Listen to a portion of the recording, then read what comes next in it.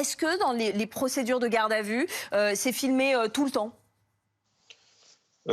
Non, parce que non, c'est pas filmé tout le temps, parce que là, on parle d'une garde à vue, mais vous avez aussi d'autres dispositifs qui permettent aux personnes de pouvoir, quand ils estiment avoir été lésés lors d'une intervention de police. Quel est l'intérêt pour les cambrioleurs d'aller cambrioler des appartements, des maisons habitées?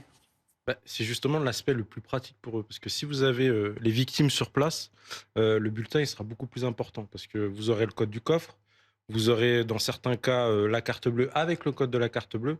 Mais le but, justement, c'est que par la violence, par la peur, par la terreur, justement, obliger les personnes à coopérer avec vous. On a eu des personnes âgées sur Saint-Maur il y a quelques semaines qui s'étaient fait cambrioler à peu près de la même manière, mais sous la forme d'un vol de fausse qualité. Course-poursuite, des collègues qui ont été obligés de tirer pour pouvoir neutraliser l'individu. On a eu des collègues blessés. Donc les individus ne reculent devant rien parce que vous avez un gain qui est rapide, facile et surtout les objets qui sont recélés sont très faciles à écouler. Là, le commanditaire, il prend pas beaucoup de risques. En général, il emploie des mineurs, enfin pas que des mineurs, mais ça va de 15 à 20 ans et les peines, elles sont beaucoup moindres que par rapport au braquage. À partir du moment où ça touche une personnalité et qu'il y a usage d'une arme quelle qu'elle soit, automatiquement, on saisit les plus gros services judiciaires. Il faut savoir qu'au niveau des policiers, il y a un gros travail qui est fait. En général, c'est 40% des affaires qui sont résolues avec l'ADN.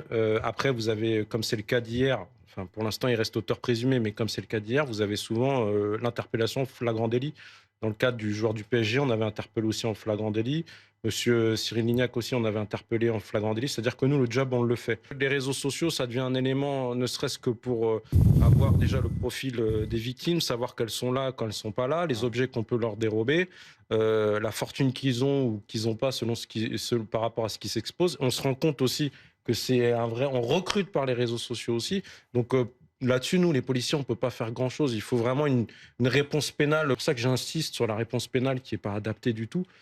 C'est que nous, on est en contact avec ces victimes-là. Il n'y a rien qui est prévu pour elles. Normalement, ça passe en assises. Et les collègues, c'est ce qui nous font remonter. Automatiquement, c'est décriminalisé. Donc oui, ils prennent 5 et 10 ans.